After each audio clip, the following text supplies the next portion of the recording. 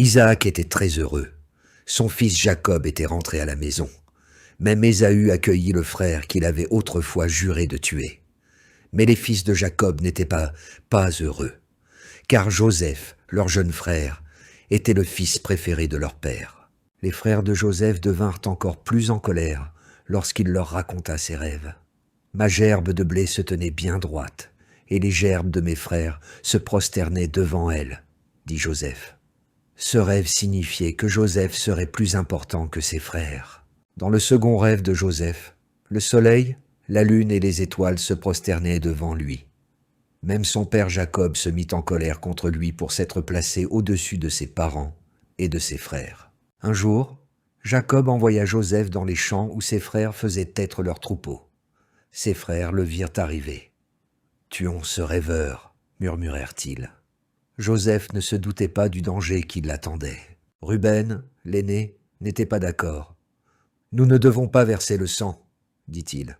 « Regardez, voici une citerne. Laissons-le y mourir. » Ruben projetait de sauver Joseph à la tombée de la nuit. Quand Joseph arriva, ses frères l'attrapèrent et lui retirèrent le manteau multicolore que Jacob avait spécialement fait pour son fils préféré. Puis, ils le jetèrent dans la terrible citerne.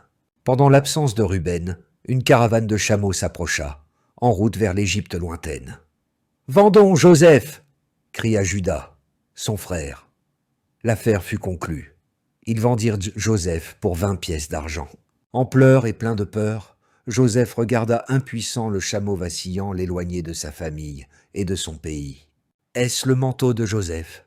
Il est couvert de sang. Nous l'avons trouvé dans le désert. » En Égypte, Joseph devait être effrayé et seul. Peut-être regrettait-il sa maison. Mais il ne pouvait pas s'échapper. Il était esclave dans la maison de Potiphar, un Égyptien important. Potiphar remarqua que Joseph travaillait toujours dur et qu'il était digne de confiance. Dieu donna à Potiphar de bonnes récoltes et de grandes richesses à cause de Joseph. Devenu un homme important, Joseph continuait à faire confiance à Dieu et à le servir fidèlement. Mais des difficultés arrivèrent dans la vie de Joseph. Quand la femme tenta de le forcer, Joseph s'enfuit, mais elle attrapa et retint son manteau. « Ton esclave m'a attaqué !»